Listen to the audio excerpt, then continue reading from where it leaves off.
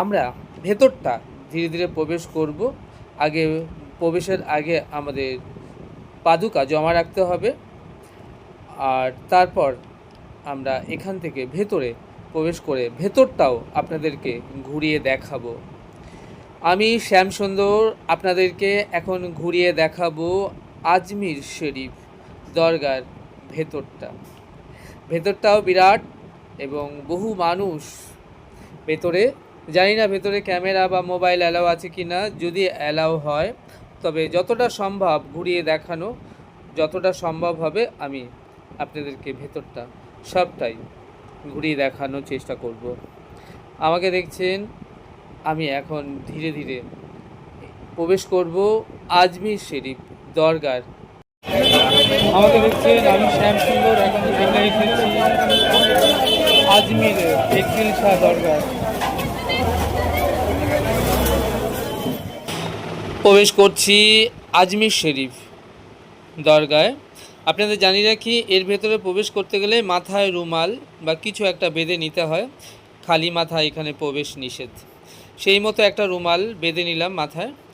এখানে দেখছি প্রত্যেকের মাথায় রুমাল বাঁধা রয়েছে। আর ভেতরটা আপনারা এখন দেখছেন, এবং আমি ভেতরে প্রবেশ করে একজনকে জিজ্ঞেস করলাম ভেতরে মোবাইল বা ফোন ক্যামেরা অ্যালাউ আছে কি না।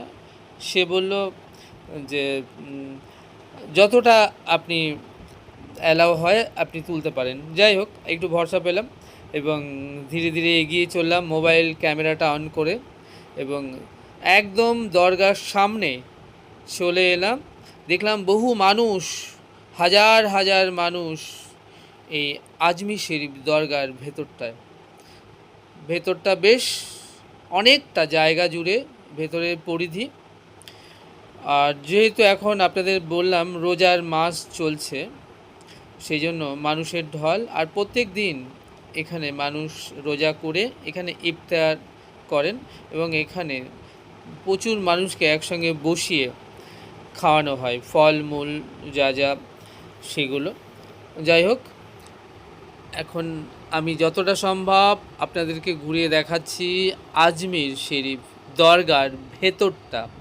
দেখুন, পাহাড়ের কোলে অবস্থিত এই দরগা, নিচে সমতল থেকে বেশ খানিকটা উঁচুতে অবস্থিত, এবং এই দরগার ভেতরটা আরও ভেতরে দিকে প্রবেশ করছি। মূল দরগা বা সমাধিস্থলের দিকে ধীরে ধীরে এগোচ্ছি, এবং এখানে যারা আসেন শ্রদ্ধালু মুসলিম সম্প্রদায়ের মানুষ, তারা এখানে এসে চাদর চড়ান, ফুল দেন।